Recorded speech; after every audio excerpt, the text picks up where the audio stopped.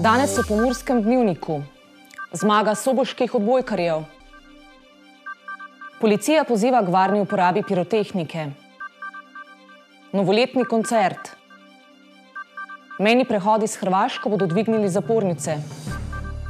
Poslovilna poslanica predsednika.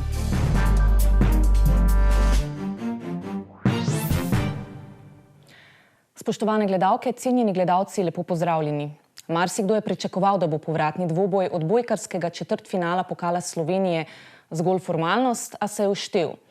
Mursko-soboški odbojkarji Panvitek Pomgrad so bili v obračunu s Kalcitom iz Kamnika blizu tega, da izsilijo zlati niz za polfinale. Čeprav so odbojkarji Panvite Pomgrad po 5 nizih prišli do zmage, je imela ta nekoliko grenak priokus. Gostitelje povratnega pokalnega obračuna v končnici 4. niza ni delilo veliko od tega, da ob vodstvu 19-16 izsilijo zlati niz za preboj v polfinale. Bili smo boljši, lahko povem, skozi celo tekmo.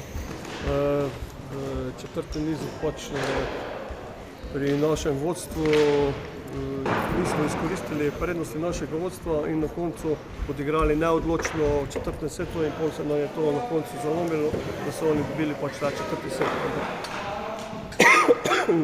Razlog je bil samo to, da nismo odločno odigrali tudi zelo enostavne žoge in mislim, da bi tisti set morali dobiti in pripeljati do zlatega niza. Danes smo odigrali neko dobro tekmo, na momente smo malo pokazali nekaj več, kot smo celo sezono hoteli. Definitivno za na konec letošnjega leta dobra popotnica v naslednje leto. V bitki živcev so bili bolj zbrani Kamničani, ki so Mursko Soboto na koncu zapuščali s porazom, a tudi z vstopnico za polfinale pokalnega tekmovanja. V domači zasedbi so največ točk prispevali Petar Jurič, Nenad Šormas in Jakob Rojnik. Ko mi igramo, ko nam igra steče, lahko igramo vsako ekipo. To smo danes dokazali, škoda na koncu tistega 4. seta, da nismo nekako izvlekli tistega zlatega niza, tam bi pa pač bilo vse odvisno tudi od sreče. To je zdaj ena dobra lastnost z te tekme, da smo pokazali, da se da igrati proti Kamniku, ki kotira za naslov državnega prvaka. Ampak še zmeraj boš mogel v teh trenutkih odigrati bolj odločno in bolj zbrano, da jih boš lahko premagal.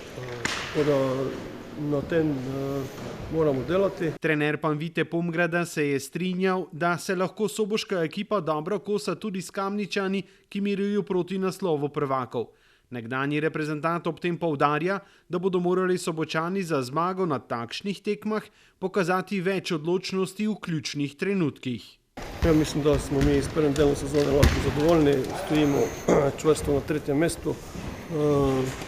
Tako da prvi del sezone je nekako iznad naših pričakovanj, bi lahko rekel, ampak če želimo tukaj ostati, bomo morali se v drugem delu fejsto truditi, ker tudi drugi se dvigujejo in bojo dali seveda v drugem delu prvenstva vse od sebe, da se približajo vrhu in seveda tudi v končnici prvenstva vsi probajo najprej uvrstiti v vrhu.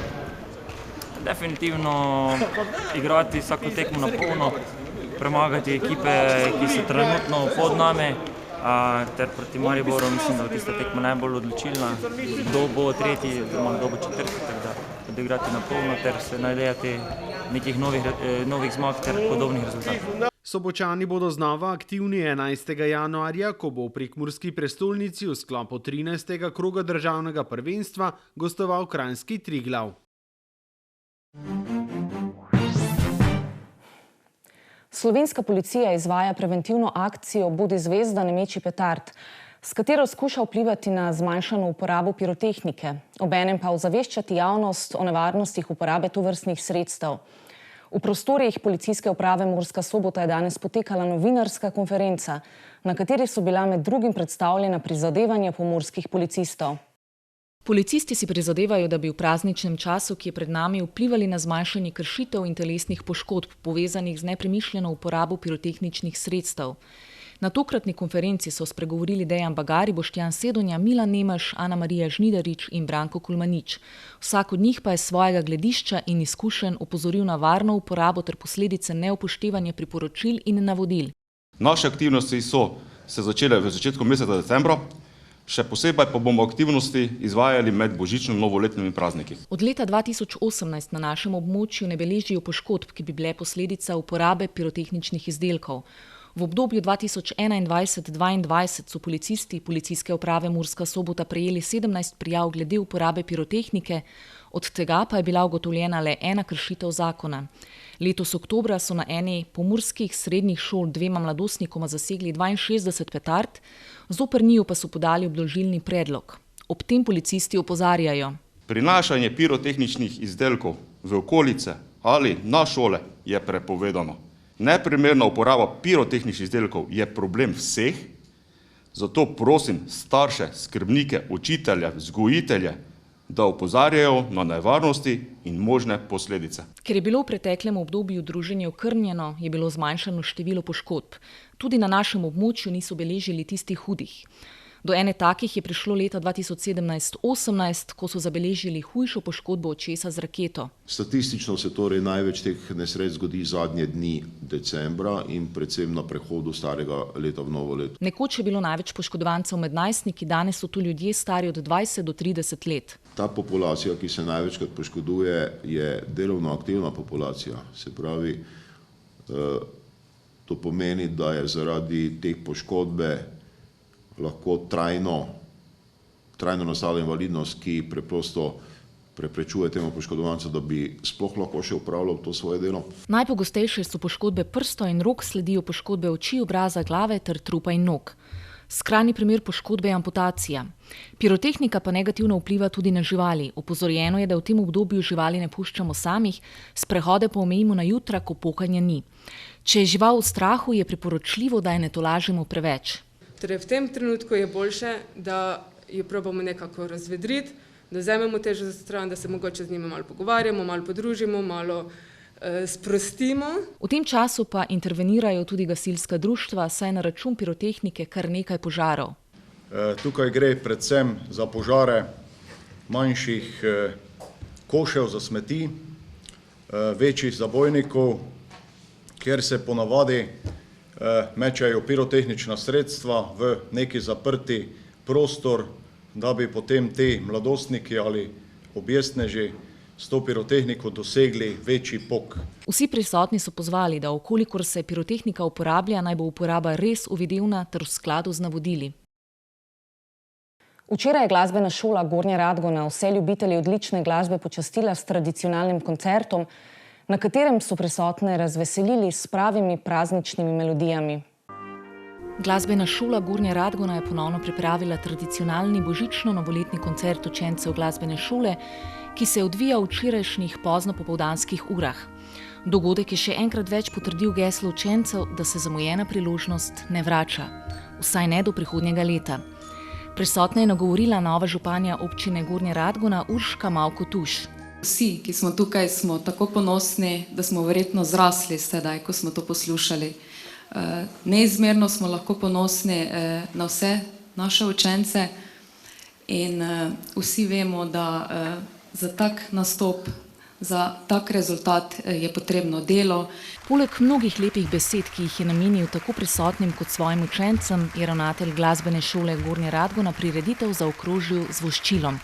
Da se temu voščilo naše šole, ki se projicira pred vami, naj vam glasba prinaša mir, dodajam še resnično lepe doživete praznike, lepo praznovanje, srečno leto, ki prihaja, in vse to naj bo prežeto in obdano za dobro glasbo, pa tudi v tem mozaiku dobre glasbe naj bo veliko glasbe naše glasbene šole Gornja Radgona.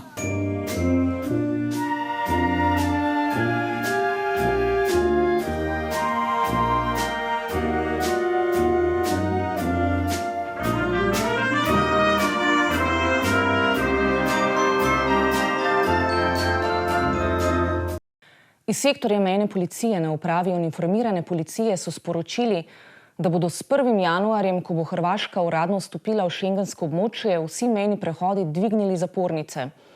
Policisti, ki so doslej nadzorovali mejo, se selijo na policijske postaje za izravnalne ukrepe. Vsak, ki bo prehajal mejo med Hrvaško in Slovenijo, jo bo lahko prestopil kadarkoli, kjerkoli in brez osebne kontrole. Na Ministrstvu za notranje zadeve opozarjajo, da morajo potniki za prestop meje še zmeraj posedovati osebni dokument, torej osebno izkaznico ali potni list. Z začetkom leta bo policija začela tudi aktivnosti za odstranitev nujne infrastrukture.